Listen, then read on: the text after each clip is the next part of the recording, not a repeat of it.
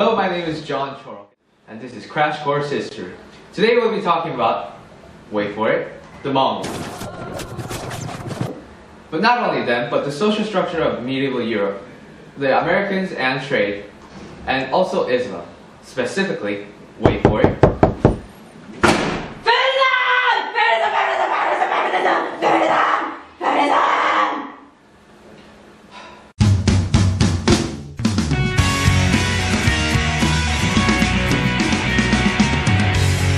My name's Nadira Choro. and John Chorok. Since we have a lot of topics to cover, let's just go by chronological order. Which means Islam is up first. And now to the social structure. That's right. First of all, starting with Islam. The basics of the social and cultural structure of Islam was first formed from the hadiths of the Quran. Hadiths are pretty much sentences. But first, let's clear up a few things. Yes, a lot of people think that Islam's a patriarchal religion, and in some ways that's true. Men were created to protect the rights of women, but not to dominate. The Quran taught the people that men and women were equal over 1,400 years before today, in terms of law, education, and divorce. Which is quite surprising because compared to the Chinese people, at the same time, with their shoe binding and submitting to your father, your husband, and your son, and not ever being seen in public, Muslim women were pretty independent. Our queen would be proud. One of the statesmen in the Quran proclaims that women are twin halves of men. The rights of women are sacred, see that women are maintained and the rights granted to them. Now, medieval Europe. It was ruled by kings and countries, so there were kings of Germany, kings of France, kings of Spain. This was good, because less land to watch over. But then, they would always fight over the land boundaries. So the king of Germany fought the king of France, fought the king of Spain, complicated, and it got more complicated. There was a pyramid-shaped system that was very famous back in the time, called the feudal system. On top, and very few in number, were the kings, then below them were the nobility, and below them as well were the knights, and right at the very bottom where no one cares about them are the serfs. No, not that serf, but these serfs. But the reason everyone didn't revolt was because everyone was taking advantage of each other. The serfs brought on the knights' land in exchange for protection against bandits. The knights pledged loyalty to nobility in exchange for land. The nobility pledged loyalty to the king, who gave them their land because they owned all the land and didn't know what to do with it.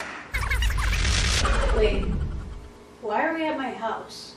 What happened to my clothes? Well, due to some technical difficulties, we have magically transported to your house.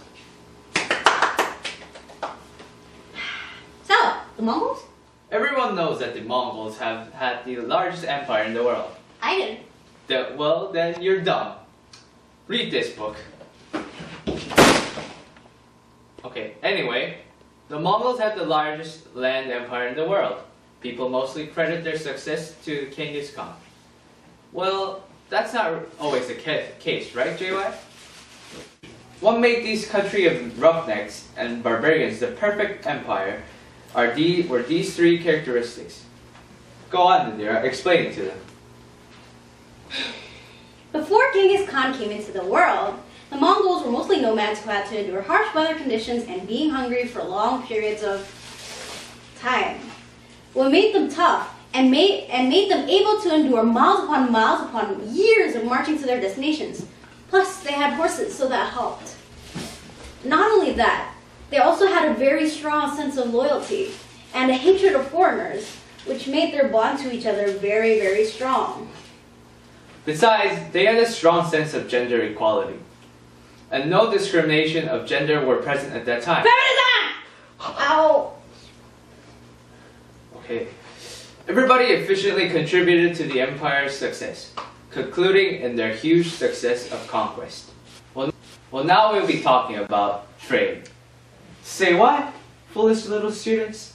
Trade has nothing to do about social structure? Well, y'all better think again, because we have a test on our own today. During the 600s to 1450s, trade was a huge trend. Two major trade routes were used in this time period. A, the Silk Roads, and the Indian Ocean trade system. These trade systems not only carried goods and made people rich, but ideas and culture as well. And these cultures have affected the social structure of every community that was introduced to. For example, Buddhism was mainly spread to Asia through the Silk Road, and technologies and knowledge were also spread through these trade routes.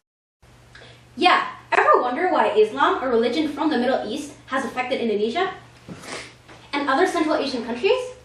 Well, that's because through constant trade using the Indian Ocean trade system, Islam moved to different parts of the world across land. This changed the culture and social structure of many nations. As more and more became Islam or Buddhist, the original culture was lost or diffused with the new religion. Trading also gave opportunities to those who were just peasants to be rich and successful. During 600 to 1450 CE, many people who were just peasants and farmers ultimately became rich. Ultimately, a big impact to the social structure. Now let's get on to our last topic, the South Americans.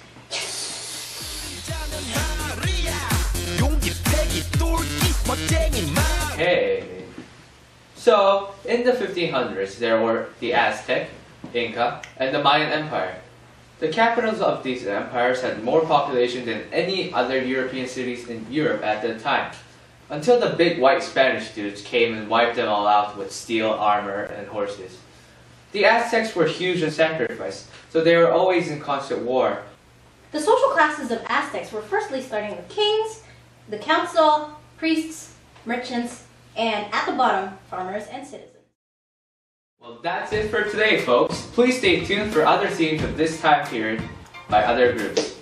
This has been Nerida Choro And John Choro, and thank you for watching Crash Course History.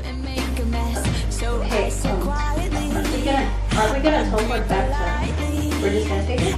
Yep. We're not gonna go back to teleport to the movie? Nope. Bye.